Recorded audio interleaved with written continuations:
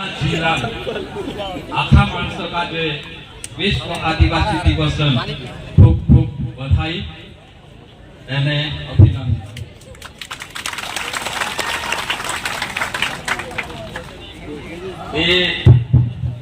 या सारी सत्या भागवत पहला साथी अपनी बात देखाया मैं भी बात देखाड़ी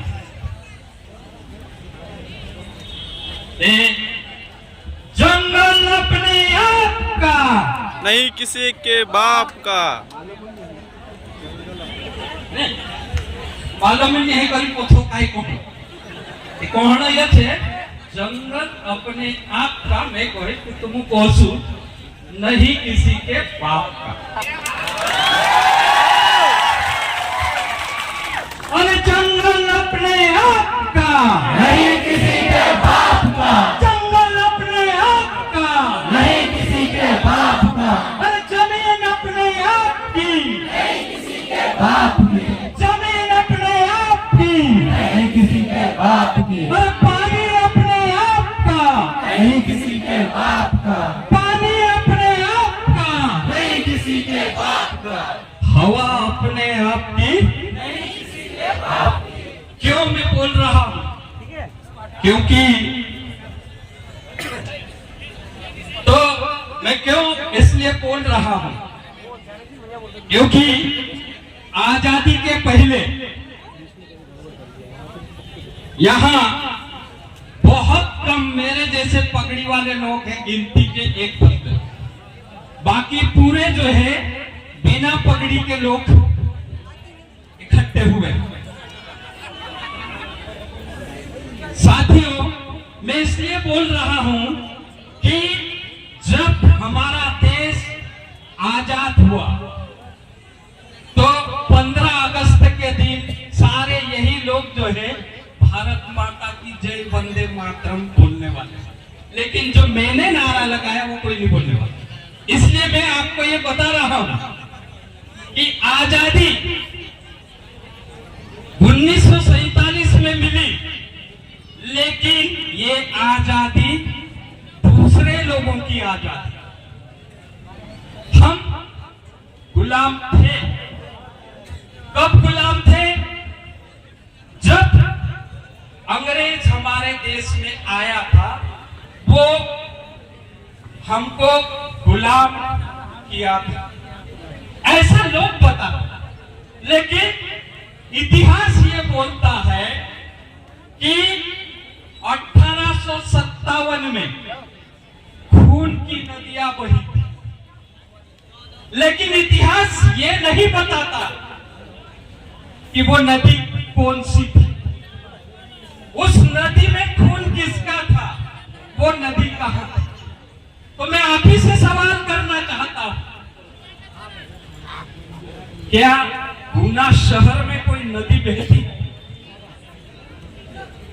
नहीं है ना? नदी तो हमारे गांव में बहती। तो जब नदी गांव में बहती थी तो उस नदी में खून किसका होगा? हमारा होगा ना। तो देश की आजादी की लड़ाई में सबसे ज्यादा हमने लड़ाई की, हमारे पूर्वजों ने लड़ाई की। वो पूर्वज जो है जिनकी हमने फोटो लगाई। 1857 के बाद में 1859, 1860 में भारत सरकार उस समय जो है ईस्ट इंडिया कंपनी हमारे देश ऊपर राज करती। तो वो अंग्रेज सरकार 1860 में एक कानून लाया, क्योंकि आदिवासी तीर से किसी से मतलब आदिवासी किसी से डरता नहीं, वो तीर मारता है ना। तो तीर से अंग्रेज काफी डरता था। अंग्रेज ने सोचा कि आदिवासियों को अगर जो है अपने कब्जे में करना या अपनी गुलामी में लाना। क्यों? आदिवासी के पास में कोई किला नहीं था, आदिवासी के पास में कोई धन दौलत नहीं था, आदिवासी के पास में कोई खजाना नहीं था, लेकिन फिर भी अंग्रेजों की नीयत हमारे संसाधन के ऊपर थी, हमारे जल जंगल जमीन के ऊपर उनकी नियत थी। क्यों? क्योंकि अंग्रेज शहरों पे राज करता था, अंग्रेज दिल्ली भोपाल के ऊपर राज करता था, अंग्रेज गांव में नहीं आता। लेकिन जब अंग्रेजों को भारत का माल लूटकर इंग्लैंड ले जाना था, इसलिए जो है भारत में रेलगाड़ी चलाना था, बड़े बड़े जहाज बनाना था, पानी में जहाज भर के भारत का माल इंग्लैंड ले जाना था। तब अंग्रेज गांव में घुसा, तभी ये खून की नदियां बही। एक तरफ अंग्रेज था और एक तरफ भारत देश का आदिवासी था। वो आदिवासी और अंग्रेज की लड़ाई ये थी। अंग्रेज को चाहिए था जंगल, अंग्रेज को चाहिए था पानी, अंग्रेज को चाहिए था जमीन, और आदिवासी आज भी जंगल को अपना बाप मानता, जमीन को अपनी मां मानता। आदिवासी जंगल जमीन को अपनी मां और बाप को जो है किसी को देना नहीं चाहता था। इसीलिए आदिवासियों ने जो है लड़ाई करी, जिसमें खाजा नायक, भीमा नायक, टंट्या मामा, बिरसा मुंडा, टंट्या मामा, ऐसे कई सारे योद्धा हजारों की संख्या में अंग्रेजों के साथ में लड़ाई किए और अंग्रेजों को जो है हमारे जंगल जमीन से जो है डरा के। तब अंग्रेजों ने क्या किया? अंग्रेजों ने उस समय 1860 में पहला वन कानून लाया। पहला वन कानून क्या बोलता कि जंगल, पहले जैसे मैंने कहा कि जंगल अपने आप का, नहीं किसी के बाप का। तो जंगल अंग्रेज ने नहीं बनाया था, जंगल को बनाने वाला भगवान था, और जो भगवान बनाता है वो चीज हमारी सबकी है, किसी सरकार की नहीं। इसीलिए साथियों कि जंगल जो है हमारा था, उसका जो है संरक्षण करना, उसका प्रबंधन करना और उसका वापर करने का अधिकार हमारा था। लेकिन 1860 में अंग्रेजों ने कानून बनाया, उस कानून में लिखा कि जंगल सरकारी हो गया, जमीन सरकार की हो गई, इसलिए जंगल में आप जा नहीं सकते, जंगल में आप जानवर नहीं चरा सकते, जंगल से आप जलाऊ लकड़ी नहीं ला सकते, जंगल से आप मकान बनाने की लकड़ी नहीं ला सकते। ऐसा कानून अंग्रेज ने बनाया और वही कानून आज भी चल रहा है। तो उस कानून के जरिए अंग्रेज ने जो है भारत के जंगल को अपने कब्जे में करने की कोशिश की। उसी समय आदिवासी और अंग्रेजों के बीच लड़ाई हुई और अंग्रेजों के भारी संख्या में कलेक्टर, तहसीलदार, डीएफओ, बीटगार्ड, रेंजरों को ऐसा आदिवासियों ने मारा, तो आधा खून नदी में उनका था और आधा हमारा था। इसीलिए 1857 में खून की नदियां जंगल से बही थी, शहरों से नहीं बही। तो साथियों, उसके बाद में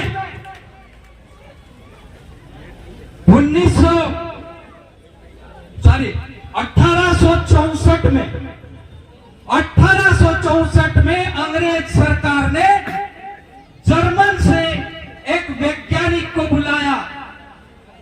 उस वैज्ञानिक से यहां पर जाके जंगल को अपने हाथ में कैसा रखेंगे, तो वो डाइट्रिक हैड्रिक को यहां के वन के कमिश्नर बनाया गया और वो वन का कमिश्नर डाइट्रिक हैड्रिक ने जो है जंगल को 3 भागों में बांटा, आरक्षित, संरक्षित और ग्राम वन।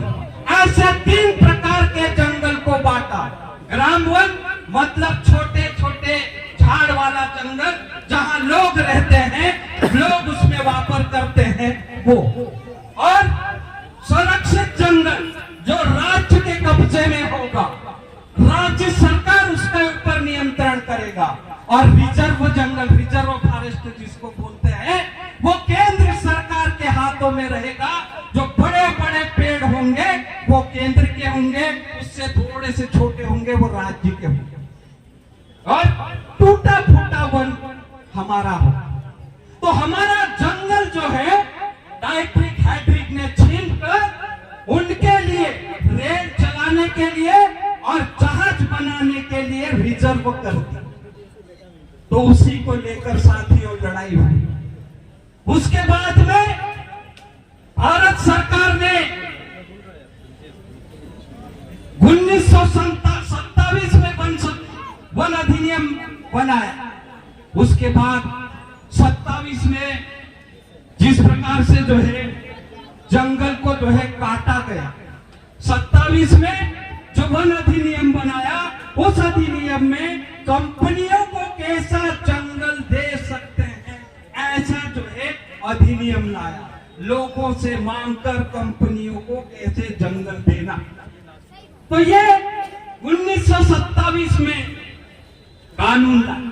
उसके बाद में जब 1947 में देश आजाद हो गया तो सारा जंगल जैसा अंग्रेजों का था वैसा ही जंगल भारत सरकार के पास में चले गए।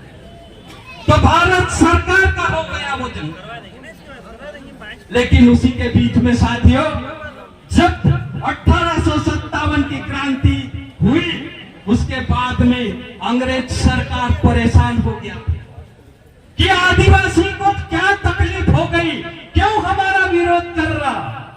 तब जाके अंग्रेज सरकार ने एक कमेटी गठित करी जिसका नाम था साइमन कमीशन। साइमन कमीशन पूरे देश में जो है घुमा और पूरे देश के आदिवासियों की समस्या को जाना। साइमन कमीशन की रिपोर्ट भारत सरकार के पास में पेश की गई। साइमन कमीशन की रिपोर्ट में यह लिखा था कि आदिवासियों को जो है धन दौलत नहीं चाहिए, आदिवासियों को सिर्फ जो है जल जंगल और जमीन चाहिए। तो उसी को लेकर साइमन कमीशन की रिपोर्ट भारत सरकार को आने के बाद में भारत सरकार ने एक कानून बनाया। अंग्रेज सरकार ने वो कानून बनाया, उसका नाम था गवर्नमेंट ऑफ इंडिया एक्ट 1935।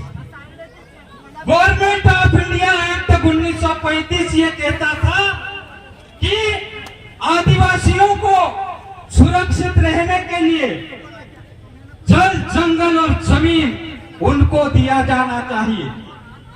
तब जो है गवर्नमेंट ऑफ इंडिया एक्ट की 2 धारा रखी गई।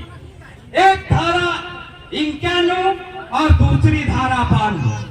51 में जहां मिश्रित आदिवासी रहते हैं उसमें उनको क्या क्या अधिकार होंगे, और जो 52 धारा है उसमें जो है ये लिखा गया कि जहां पूरा आदिवासी रहता तो 51 और 52 धारा के तहत हमको अधिकार दिए गए। तो वो अधिकार के तहत हम 1935 में स्वतंत्र हो गए थे। 1935 में जल जंगल और जमीन हमको अंग्रेज ने दे दिया।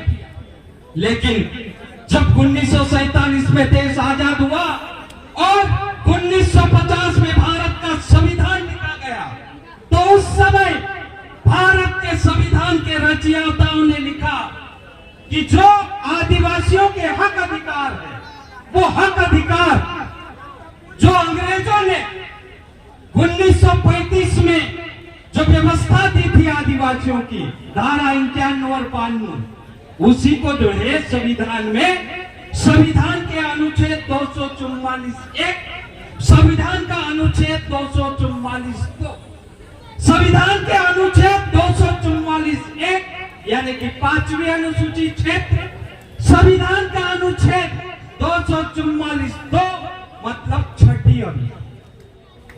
तो ये संवैधानिक रूप से व्यवस्था हमारी लड़ाई के बाद, हमारे पूर्वजों की लड़ाई के बाद, हमारे खून जाने के बाद ये संविधान में व्यवस्था हमको मिली थी। लेकिन ये व्यवस्था मिलने के बाद में भी आज जंगल में हम चोरी जैसा जीवन जी रहे हैं। राजस्व विभाग में भी जमीन पर हम चोर जैसे जो है जी रहे हैं। कहीं न कभी भी पुलिस आके पकड़ ले जाता, कभी फॉरेस्ट आके पकड़ ले जाता, कानून कायदा जो है पता ही नहीं। तो इस प्रकार से जो है व्यवस्था संविधान में है साथ। उसके बाद में अगर वन की बात करें तो वन में जिस प्रकार से 1998 में भारत सरकार ने आदिवासियों को जंगल से बेदखल करने के लिए एक रिटायर्ड कंजर्वेटर उसको जो है पर्यावरणवादी बताकर सुप्रीम कोर्ट में केस लगवाया। कंजर्वेटर रिटायर ने सुप्रीम कोर्ट में केस लगाया कि पर्यावरण खत्म हो गया है, पर्यावरण को बचाना है, इसलिए आदिवासियों को जंगल से निकालना। तो आदिवासियों को जंगल से निकालने का केस सरकारी आदमी गोदा बर्मन केस जिसका नाम है, उस व्यक्ति का नाम गोदा बर्मन, तो गोदा बर्मन के सुप्रीम कोर्ट में लगाया। और सुप्रीम कोर्ट में कौन से जज के सामने, महत्वपूर्ण विषय है साथियों, समझने की जरूरत है कि गोदा बर्मन का केस कौन से जज के पास में जाना चाहिए। जो जज मध्य प्रदेश के हाई कोर्ट के जज अरुण मिश्रा, जिनका नाम था अरुण मिश्रा की कोर्ट ने मध्य प्रदेश में आदिवासी कर्मचारी अधिकारियों का आरक्षण में प्रमोशन का डिमोशन करने का फैसला दिया था।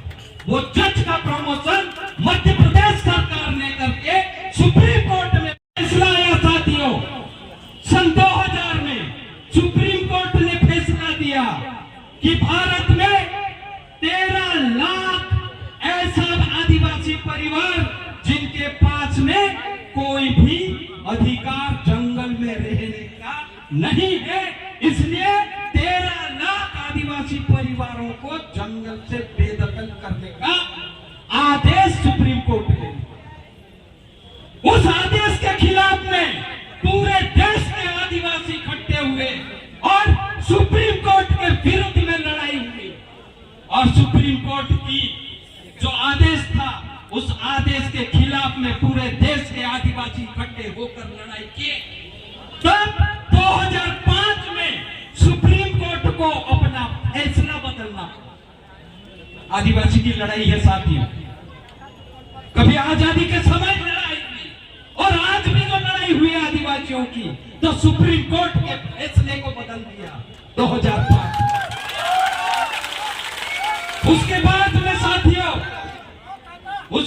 में साथियों जब सारे आदिवासी देश के इकट्ठे हुए, सारे जन संगठन इकट्ठे होने के बाद में सन 2002 में इकट्ठे होकर इज्जत से जीने का अधिकार मंच का गठन, और उसके बाद में ये सारे संगठन मिलकर देश की सरकार के खिलाफ में आंदोलन किए, संसद का घेराव किया और संसद को एक बिल बना के दिया। और उसके बाद में संसद को इतना मजबूर कर दिया कि 2006 में वन अधिकार मान्यता कानून 2006 को लाना। वन अधिकार मान्यता कानून 2006 क्या कहता है?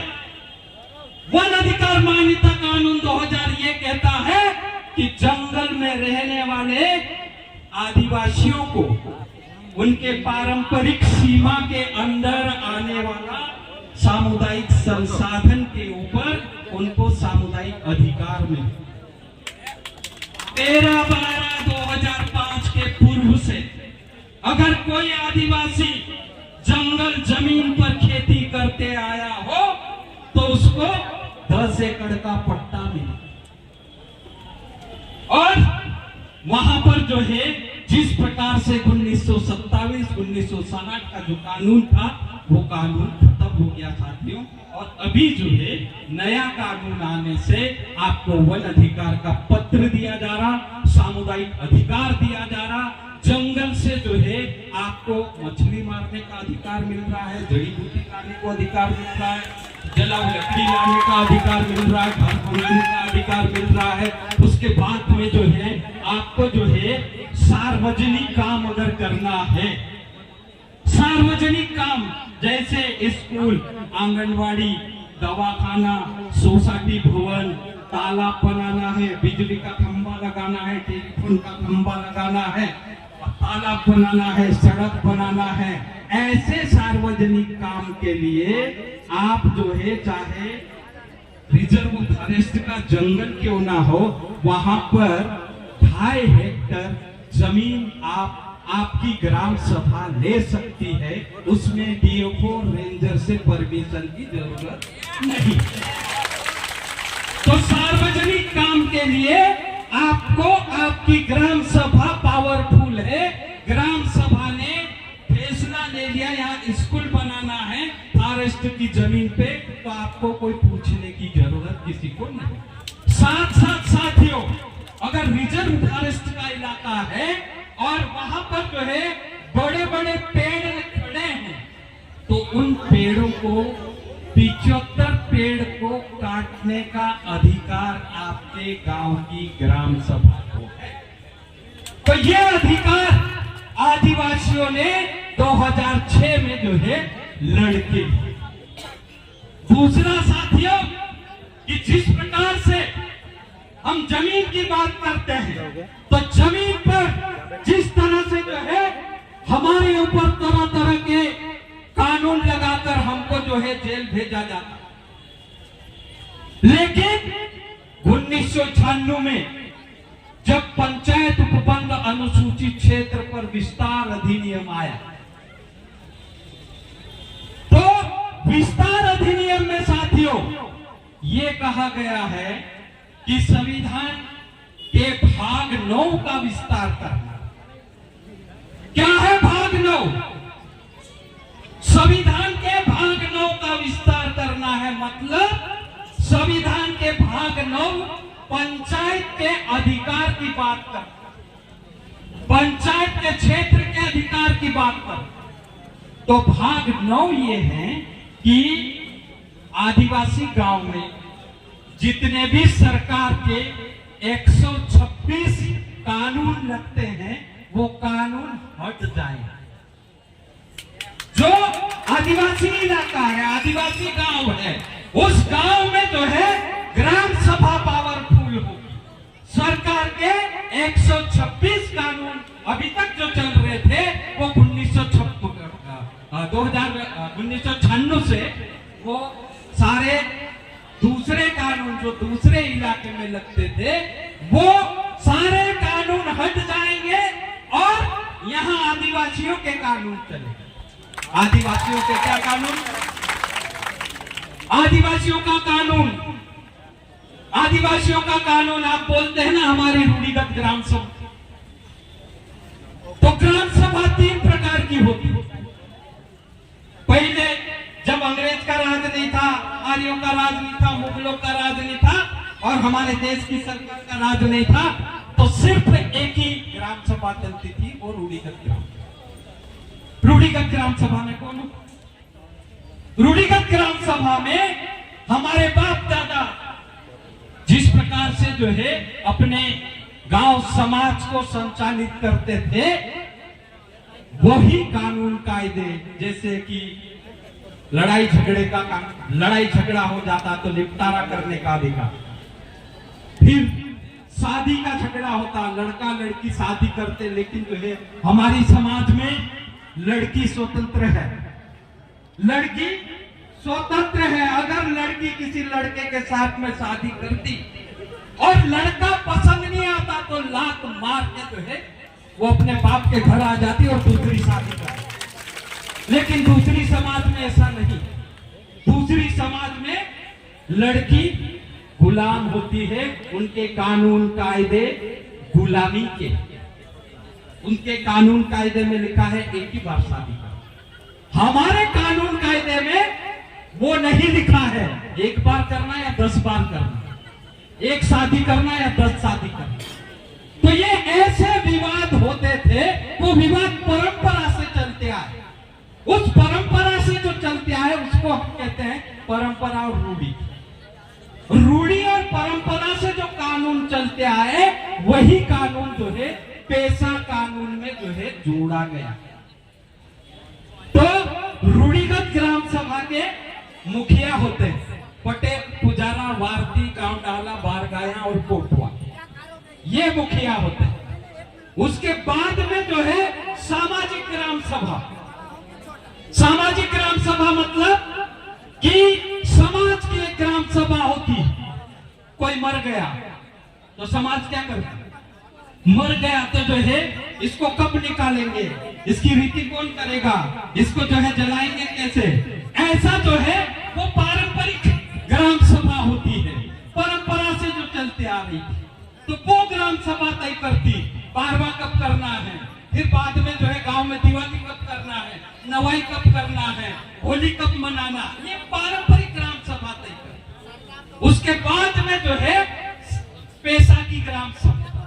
तो पेशा की ग्राम सभा में ये सारे सरकारी कानून को जो है हटाकर ये नए कानून हमारे यहाँ छोड़े।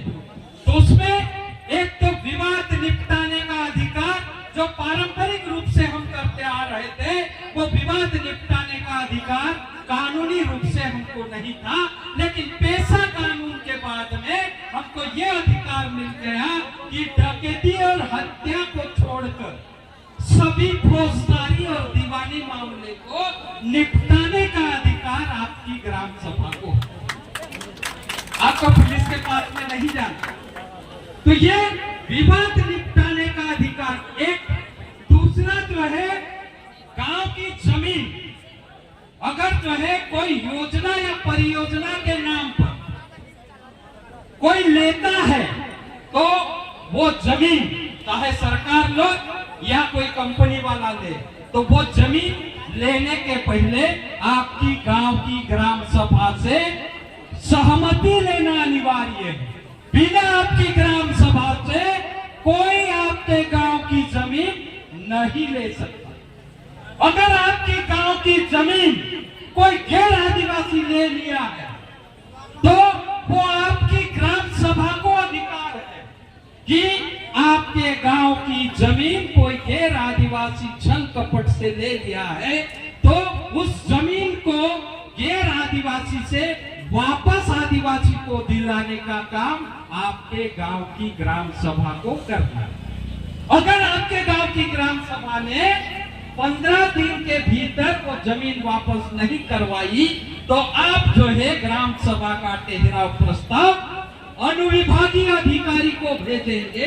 तो अनुविभागीय अधिकारी की ये जिम्मेदारी बन जाती है कि ग्राम सभा का आदेश का पालन करते हुए 3 महीने के भीतर आपके गांव की जो जमीन दूसरे आदमी ने ली है वो जमीन को वापस करवाए। तीसरी बात, आपका कर्जे के ऊपर आपका अधिकार। आपके गांव में कोई दुकानदार या कोई व्यापारी या कोई बैंक वाला आपको कर्जा देता है तो कर्जा देने के पहले आपके गांव की ग्राम सभा से सहमति लेना पड़ेगा और वहां का तहसीलदार के यहाँ जाकर जो कर्जा देगा वो तहसीलदार से रजिस्ट्रेशन प्रमाण पत्र लेगा और वो रजिस्ट्रेशन प्रमाण पत्र तहसीलदार जब उस व्यापारी या बैंक को देता है तो उसकी एक कॉपी आपकी पंचायत को देगा। तो आपकी ग्राम पंचायत में वो कर्जे का लेन देन करने की जो अनुमति है वो आपके गांव की पंचायत में होगी। और जब कर्जे की वसूली होगी तो कैसी होगी, तो वसूली करने के पहले भी आपसे सहमति लेना अनिवार्य है। तीसरी बात कि आपके गांव में शराब की बिक्री करना है या नहीं करना है। शराब को बनाना है या नहीं बनाना है, तो आपके गांव में अगर सरकारी दुकान कोई शराब का दुकानदार या ठेकेदार लगाता है, तो आदिवासी इलाके में शराब की दुकान पूर्ण रूप से प्रतिबंधित है।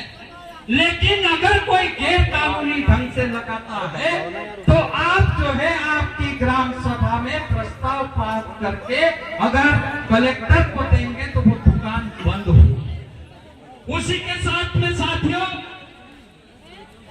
कि जिस प्रकार से पानी की हम बात करें, तो पानी के ऊपर भी नियंत्रण करने का अधिकार आपकी गांव की ग्राम सभा का, क्योंकि पानी आपके गांव के सीमा के अंदर आने वाला सामुदायिक संसाधन, तो संसाधन के ऊपर अधिकार आपके गांव की ग्राम सभा का। इसलिए आप जो है पानी के ऊपर नियंत्रण करने का अधिकार आपका। अगर आपके गांव में कोई पानी लेना चाहता है, कि आपके गांव से नदी जा रही है और भूना की नगर पालिका अगर आपके गांव से पानी लाकर जो है भूना के लोगों को पिलाना चाहती है, तो आप जो है नगर पालिका वालों से या कलेक्टर से बात कर सकते हैं कि नगर पालिका का कानून अलग है और ग्राम पंचायत का कानून अलग। तो कानूनी रूप से जो है ग्राम पंचायत के क्षेत्र के अंदर आने वाला संसाधन उस गांव पंचायत के अधीन होगा, और नगर पंचायत के क्षेत्र में आने वाला पानी होगा या कचरा होगा या गंदा पानी जो है कचरा फेंकने का या गंदा पानी निकासी करने का अधिकार इसको। तो इस प्रकार से जो है आपको अधिकार दिए गए हैं, लेकिन आप उन अधिकारों को कैसा लेंगे? अगर जो है आप सक्षम होंगे तो वो अधिकार आप ले सकते हैं, अन्यथा जो है वो अधिकार आपको नहीं मिलेगा। तो मैंने दिखाया आपको कि ये सारा हक आपको दे दिया गया है, आप जो है कैसे उसको जो है आपके गांव में चलाओगे। तो उसको लेकर जो है जिस प्रकार से जो है नारे लगाते हैं कि जंगल जमीन कुड़ी छे, जंगल जमीन कुड़ी छे, अरे जंगल जमीन कुड़ी छे, कहा पहले मैंने कानूनन बात देखाड़ी, कानूनी रूप से जंगल जमीन पर भी हमारी मालिकियत छे, हम मालिक छे। हमारा गांव में अगर फॉरेस्ट हाउस से बेचारा हमारे बिना पूछे जो है कुछ नहीं करे। मैं एक बात कहूं जो है मारी बात खत्म करी, ताकि टाइम है रे और दिन समय है रे। ती साथियों इना सारा कानून का जे खत्म करने करता हिमी जो है भारत सरकार यहाँ सारी मणिपुरन घटना तुमको आखा मालूम छे कि मणिपुर में जो है आदिवासियों ऊपर इस तरह से दर्दनाक घटना करने बाद में भारत सरकार एक वन संरक्षण अधिनियम कानून बनाई दे। तेना कानून में फॉरेस्ट विभाग का दे गोली मारने का अधिकार जोड़ के कोई भी आदमी धार हथियार लेकर जंगल में घूमते हुए पाया गया तो उसको गोली मारने का अधिकार। खतरनाक कानून जो है जिसमें भारत सरकार लाई रहे कि तेरे ऊपर भी जो है अगर समय जड़ से ते अपनी बात कर सो एने समय का देखते हुए मैं मारी बात खत्म करो एने खूब धन्यवाद ध्यान पूर्वक मारी बात समझिया तेरे करता एक नारा लगाड़ी में मारी बात यहाँ सारी खत्म करी। आमरा कामा ये आमरोरा आमरा कामा कोई नहीं था आज से 35 साल पहले तो पहली बार आदिवासी भाषा में गीत में गाया, कैसेट बनाया, टेप रिकॉर्ड में वो गाने खूब चले।